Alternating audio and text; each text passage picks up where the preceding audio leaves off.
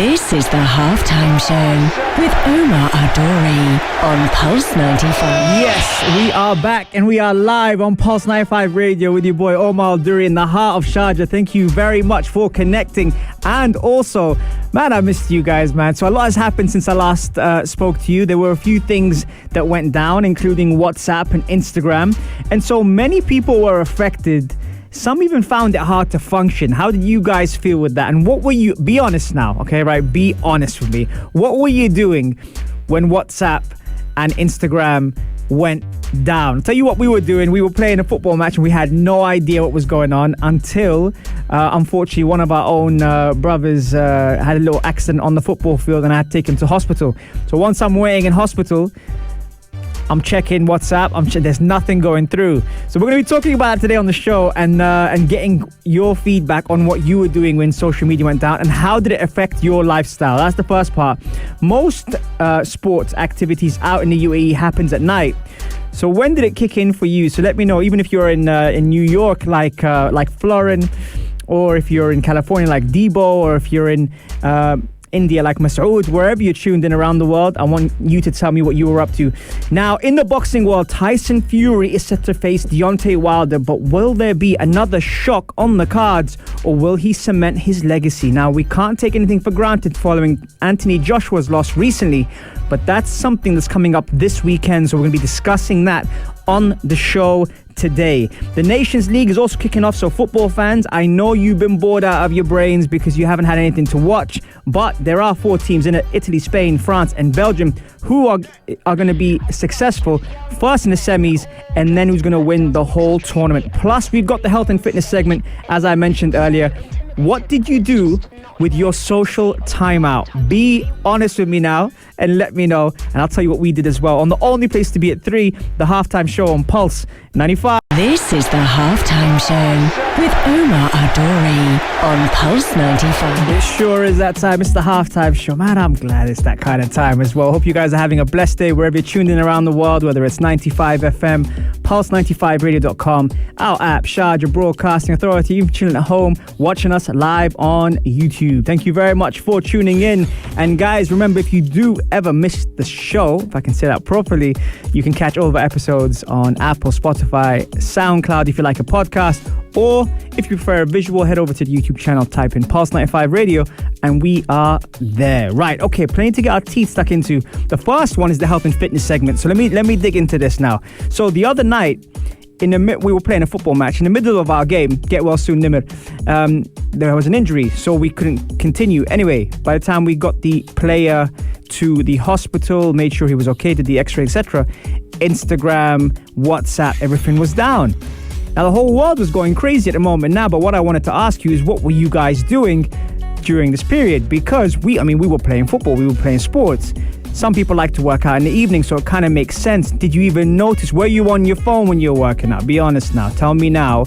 Were you on your phone during the periods when WhatsApp and Instagram went down? And if so, how did you feel? I've been hearing a lot of different reports. Some people saying they actually got some peace and quiet. Some people felt kind of strange, a little bit weird, didn't know what to do with themselves. And some people were in the middle of sports or activities, because especially in the league that I coach at, my team Condado FC, who won 7-2 the other day. Just saying. First game of the season, not bad, but guess what? Your backsides are going to be taught a lesson tonight, because we have another training session tonight happening. So don't get too complacent now. We got to keep that game up. But yeah, so much stuff was happening in that sense. It was almost like a social media timeout from everything. And many people really honestly didn't know what to do with themselves. Did you feel like something was missing is my question. And also, were you in the middle of a session or a workout or something productive when it happened? Because I thought it was just me, to be honest. I genuinely thought it was just my phone. Because I was thinking, what is going on? Why aren't my messages going through? Maria's currently now playing with the national team and she's training there and everything, so I'm messaging her, nothing's going through in that as well. So a lot of things happening, and no one really knew what to do with it. I was actually okay. I felt okay with it. It's only about the loved ones that you kind of want to reach out to and you can't reach out to because that's your form of communication. But everyone else was really going nuts over this. Honestly, a lot of people weren't sure what to do. Here I've got Masoud saying, what did he say? He said, being honest, I didn't even know about it until some of my friends told me, so that's good. He didn't notice. Emrooney says Snapchat. Florence like, I work for a technology company that helps with social media verification. Let's just say it was a very busy day for me. And Masoud, but yeah, I felt that I'm disconnected from the world and felt like I was in the 80s. Very good. I like that. What's up, Subi? I see you. Amda said, I talked to my wife. For real? Didn't I see Lucas Moura say that? he's having a wind up. Terry saying, felt a little lost, so went to bed. Yeah, you know what? Again, like I said, there was a lot of people that really genuinely didn't know what to do with themselves. The Kawash, I think that's Hamoudi who's messaging me saying, I didn't even notice till I saw the memes. Yeah, and that's the funny thing, even by putting memes out, you can't get it out there because social media is down. So that's very interesting. Sergey, I was cooking. Viber was still working. So I was still in touch with my family. That's fantastic. I like that, Sergey. Yeah, very, very good. From Moldova. Shout out to Moldova. But yeah, there were a lot of people that were genuinely like destabilized. I mean, that's kind of like the word I'm looking at from what happened with social media. When you're, let's say, in an activity or playing sports and stuff, you probably won't notice because you wouldn't have your phone. Unless you're that type of person at the gym who is doing something steady state and is checking their phone or you know, looking on Instagram or scrolling through or whatever. Those kind of things, maybe. But a lot of people were actually destabilized by the fact that social media was down. And I genuinely thought to myself, I was thinking, when I was trying to get to a location, to the hospital for my friend, I was thinking, why? Why is nothing going through? Even a friend of mine said, I'm going to send you the location for the hospital. We're now on our way down to the hospital and I'm not getting the location. I'm thinking, is he having a wind up? And I ended up at the expo. so that tells you a lot about how social media, and we say this all the time on the show, does have a major part to play. Now, it's how obsessed we are with it or how engaged we are with it pretty much says a lot. I mean, I use my Instagram for radio, for work and things like that, and it's great. You know, I can't remember the last time, if even ever, and correct me if I'm wrong, the ones who are on it at the moment, that I was live on a show on radio and not live on Instagram. It kind of goes hand in hand because that interaction with human beings is so important for me. So imagine if that had gone down while I was on the show. I think I just feel weird. Anyway, coming up next, Tyson Fury versus Deontay Wilder. They meet this weekend. What's going to happen? What's going to come out of it? What's the mindset into this fight? We're going to find out all that and more on the only place to be at 3, the halftime show on Pulse 95. Drop top T Muller, Hardy, Caprio. Enjoy this, folks.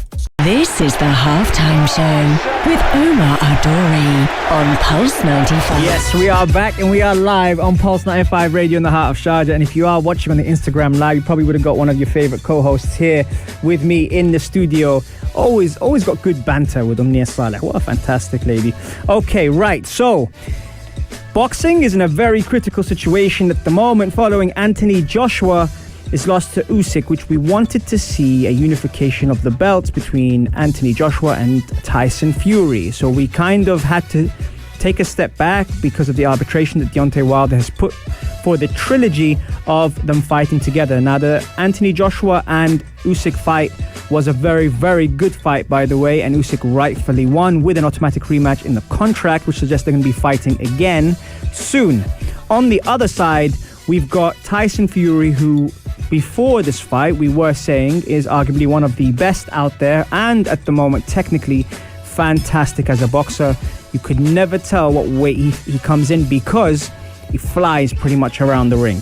So this weekend Tyson Fury will be facing Deontay Wilder, the bronze bomber, the power puncher, and there's a lot of people that are changing their tone on this fight.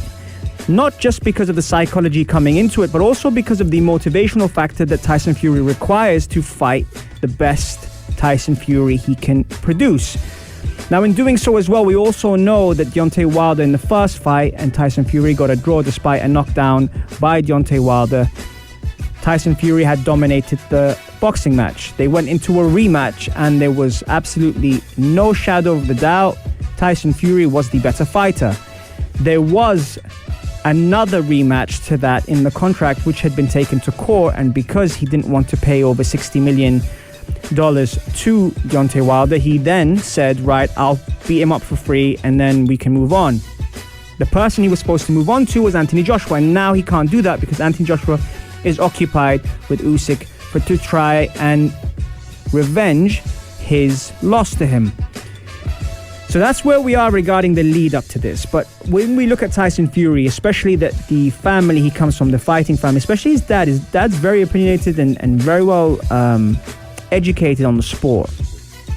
It comes into this fight now where we kind of question what mindset is Tyson Fury at. Not only that, but also the fact that he requires stimulation mentally to be able to bring out the best in him.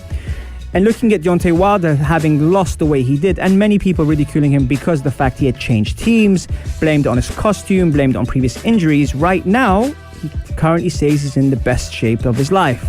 So being in the best shape of his life really has no excuses, and also can't really face another loss coming into this fight to be taken seriously against pretty much the big boys. And that is exactly what this league is. It's the big boy league. So where does this leave Tyson Fury? Is he... Maybe the AJ fight could have been a light bulb where he can't afford to be complacent stepping into this ring. He's also said very, very publicly that I'll beat them all eventually. It just takes time, but it does require motivation. And we've seen in previous fights with the Ruiz AJ fight, the first one, that if you maybe come in a little bit complacent or act like pretty much the fight's over and done with, it's very, very dangerous. All it takes is one punch. You can't play boxing. And this is something that, you know, with the new coaches in place, with the new plans, I kind of wonder how this fight's going to be coming up to this weekend. It will be at the T-Mobile Arena in Las Vegas, Saturday the 9th of October, approximately 4 BST on Sunday the 10th of October. And we're looking at this fight where it will be their third fight after a draw in 2018 before Fury gained a 7th round win in the 2020 rematch. And he said, if I didn't have any more fights, I would not regret anything. So he doesn't really need to fight this fight. It wouldn't benefit me earning another 50 million or 200 million. You don't need to be rich to live my life. I'm just a normal person who's very good at boxing and a very special chosen person. I could walk away and never look back at boxing again. And what I've done could never be taken away. So I think that kind of tells us that right now, the reason why Tyson Fury is fighting is because he chooses to fight and not because it's a financial thing. Fury, with 30 wins and 1 draw, has not fought since a superb display of February 2020. Has it been that long? In his second bout against Wilder. And I kind of think that, you know, from the way that he studies the sport, Fury will definitely be on this and doesn't want to lose his belts. Joshua lost his WBA, WBO, IBF and IBO World Heavyweight title to Usyk, so I don't think Fury is going to take anything for granted. Fury's co-promoter Bob Arum believes Usyk, not Joshua, should be Fury's next opponent. And why not? You know, he's earned it. I know the rematch is on for those two, and I know they have to activate it within the next, I think, 6 months is what they said. But this could be massive. And then there was a question of whether Tyson Fury will be helping Joshua. They've had a lot of banter back and forward. Joshua's already said he will take a rematch with Usyk, and Fury believes the Briton could win. A lot of people that don't know about boxing were saying the smaller guy, Usyk, would get beaten by Joshua, and that's what Fury said. Do I think he could beat Usyk? Definitely. If me and Sugar Hill trained him for it, we could give him the victory. Then I wouldn't be able to train him for a fight with me. That's very interesting. Can you imagine Tyson Fury training Anthony Joshua for the Usyk fight and him coming out victorious? I think the sweet science of that would be very, very appealing. That could be even a documentary. I'm just putting it out there, Netflix, if you're listening. That could be a wicked documentary, seeing how Joshua would be trained by Tyson Fury to fight Usyk. Right, okay, we're going to take a quick break. I asked you a question. What were you doing when the social media timeout happened? And be honest, did it affect your evening? Now, we were playing football, so that's our excuse. But what were you doing? Let me know on 4215 at Tasalat or start up into my DMs at Omar Duri and let me know. Coming up next, we are talking about the UEFA Nations League. God, Premier League, will you just come back, man? Just come back. We miss you. Right after the break. Enjoy this, folks. This is the Halftime Show with Omar Adori on Pulse 95. Calling on all young creatives aged 16 years and above to put their brilliance in the drone video content production to work. There's over 30,000 in cash prizes to be won. 2 video categories included: cinematic drone and FPV drone. Participants must post their videos not exceeding 60 seconds on Instagram, tagging Pulse 95 Radio and hashtag Sharjah above. The contest is open, so get on there. Let's win some prizes together, and best of luck from Pulse 95 Radio. This is the Halftime Show with Omar Adori on Pulse 95. We are back, we are live, and we are on the Halftime Show with Omar Adori. Thank you very much for tuning in. Actually, I've had some questions during the break, and funny enough, for you that know, I've started when I was 17. Went back to coaching in the men's league, and my team at the moment, Condado FC, shout out to Condado FC, had their first league game, which was 7-2. So a few of you were dropping me some messages at the Instagram live and saying, what happened? How did it go? Well, we won our first game 7-2, which was great. It's a good start, but it's not the end product yet. So they're going to be in for a good session tonight, which is going to be fantastic. Looking forward to coaching them again. A few people have met them already, and we've had a couple of comments. Benoit said, great group exercise, seeing the characters of the people where they struggle and where you can help them. Absolutely. Thank you very much for that, Benoit. Fantastic stuff. And yes, this is what happens. I think when you start to put the team first, and when you start to notice about teamwork and different factors in a league season, when you're playing friendlies, everything is fine and it's easy and you can kind of get through it, and if you have a bad game, it'll be fine the next day, and it kind of becomes more about yourself. When you play in a team and you play in a season, it's not really about game time. It's not really about who scores the goals. Yes, it's great to be on the score sheet. It's great for performances, and it's great for building character. But here's the thing. It's not always going to be, rainbow and sunshine. That's something where real characters are formed. And if you do win, and this is coming from experience, if you do win a game, and you win by a huge score, and someone actually says to you, yeah, but I didn't get any game time, or I didn't get enough game time, so to speak, you start to notice who's in it for themselves and who's in it for the team. And in a league season, you're not going to find someone at, Chelsea or Manchester City tell, Tuchel or Pep Guardiola, yeah, but coach, I know we won 5-0, but I didn't really play today. The team comes first, and I think the dynamics of the team and seeing how these great group of individuals are now finally starting to act like a team is going to be very, very interesting season. So make sure you stay tuned, and I'll tell you more about it as we get through it, because real characters are formed through sport. I believe that. Not just football. In any sport that you play, you start to see who's in it for themselves, and you start to see who's genuinely wanting the best for the team. I had a player that played 10 minutes the other day and said to me, thank you so much for putting me in for 10 minutes. And sometimes you'll get players that go, I didn't play enough. So that's the thing. You can't always win as a coach, but if you stick to your roots and you stick to what you believe in, then at the end of the day, hopefully there will be a positive result. So that's fantastic to see all the different types of nationalities combining, the diversity and also the characters. They're actually good people as well, forming to build a team. And you will notice that there will be some players that will drop out. You will notice that there'll be some players that maybe don't make all the sessions. And guess what? That is sport. That's what happens. So yes, to answer your question, Hamoudi, that's exactly how the game went the other day. 4-0 at halftime.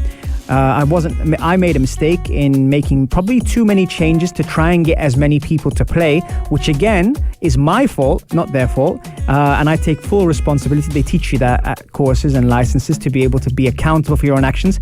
And the other team scored 2 goals straight away, and I had to revert back to it. So if I allow everyone to play and we draw 4-4, the coach gets to blame. But if we win and you still get asked, why aren't you playing? You can't win. Who would want to be a coach? Not very easy, but hey, overall, very, very pleased with the progress. compared to a month ago, it's definitely a step in the right direction. So yes, well done, Condado FC, and on to the next one. Don't be slacking tonight, though. I'll just tell you that. Okay, right. So the UEFA Nations League is happening at the moment, and a lot of people have been kind of diverted away from football since the domestic leagues are not really there. Unless it's a World Cup and a Euros, and that's why the argument continues on whether there should be a World Cup every 2 years. I think people tend to not really find these kind of competitions or friendly games or qualifiers interesting. So when we look at the teams, even though the teams are very, very strong, you've got the Euro champions, Italy, you've got Spain, Belgium and France. And in those teams are superstars. You know, Belgium we've spoken about in terms of the golden era and whether they're actually going to win something with the fantastic players that they have. France has always been a ship that sometimes is steady, sometimes is unsteady, and we don't always get the full flavor from France. So that's one thing. And of course, when you look at Spain, you get this feeling that they've been in transition for a while. But I think because of their domestic league, it hasn't helped their international status because the players are under such high demand. We saw how many games, you know, people like Ricky Puig was playing, and even Gavi at the moment now, who's a star to be one to look at for the future. But all these factors and all these kind of different types of things are, you know, things that as coaches we look at. And even though we probably don't want to watch every single game, you know, I've had to watch games that I have to study, have to analyze. What can I feel or find out from these games? As a coach, it's kind of my job. And looking at the semi-finals, they will be happening. So everyone is kind of it's something to have in the background, let's say, but I don't know how you guys feel about it. Let me know how you guys feel about it. 4215 at the start to do. What are you doing in this 2-week international break? And also, I asked you a question as we started. With the social media timeout, what were you doing during that period that it got disconnected? And be honest, did it affect the way you were moving, the way you were functioning, the way you were with your lifestyle? We were in the middle of a match, so it wasn't as bad. But afterwards, it's the first thing you check. You check and see who's messaged you, what's going on, who's tagged you, who's linked, and all the good stuff. So yeah, let me know. And also, before I take a break, best of luck to the UAE versus Tunisia tonight. Looking forward to hearing the results. Sorry I can't be there, but I am coaching. However, I wish you all the best, and hopefully there'll be a positive result for you leading up to the qualifiers. Shout out to Erich and Maria, who might still be tuning in. Right, okay, we're going to take a quick break. Here's one of my favorite tunes, Rudimental, Sun Comes Up, featuring James Arthur. Love this track, especially with the vocals and the beat. And we'll be back for our final segment of the day on the only place to be at 3, the halftime show on Pulse 95. This is the Halftime Show with Omar Adori on Pulse 95. Sure is that time. It's the Halftime Show with Omar Adori. Wow, we're almost at full time already, and we have been covering quite a few things. If you did miss the show, head over to our podcast, Apple, Spotify, SoundCloud, like, share, and all that good stuff. Or if you prefer visual, thanks to Super Mario, head over to our YouTube channel and click on Pulse 95 Radio, subscribe. And obviously check out our show. We've got some wicked guests on there covering some great topics like mental health, gut health, and how important the brain is on performance and recovery. Okay, so on the show today, we discussed how social media affected the world with the social media timeout, which a few people were quite surprised by. I mean, not having WhatsApp, Instagram, etc. People were really going crazy here. They were saying, well, what are we going to do? We feel like something's missing. What were you doing at that time? I was asking you guys. Some people said they didn't notice. Some people said that, you know, they spent some time with their wife. Some people said that they went to bed early. So there was quite a few people, you know, had a few things to say about it. But what were you doing? Yeah, keep letting me know about that. And if you don't, if I don't catch your comment or your message on the show, whether it's through text or through my DMs, then I will mention it on the next one as well, because I think this is an ongoing topic that has been kind of rattling the world. We also spoke about Tyson Fury and Deontay Wilder, who meet this weekend. That's going to be big. We spoke about building a team dynamic in a proper league setup. And I'm not talking about just friendlies. I'm talking about actually bringing different cultures, different countries, different races together in a team to build something special. We spoke about that as well. And of course, the UEFA Nations League as well, which I mean, a lot of people are kind of mixed about it. And some people are like, well, don't really know what to think about it. Italy, Spain, Belgium and France are playing. Semi-finals are tonight and tomorrow. So let me know if you're going to be watching that. And yeah, that is full time. on the halftime show. Hopefully we should have 2 fantastic guests for you on Saturday in the studio. Hopefully, inshallah.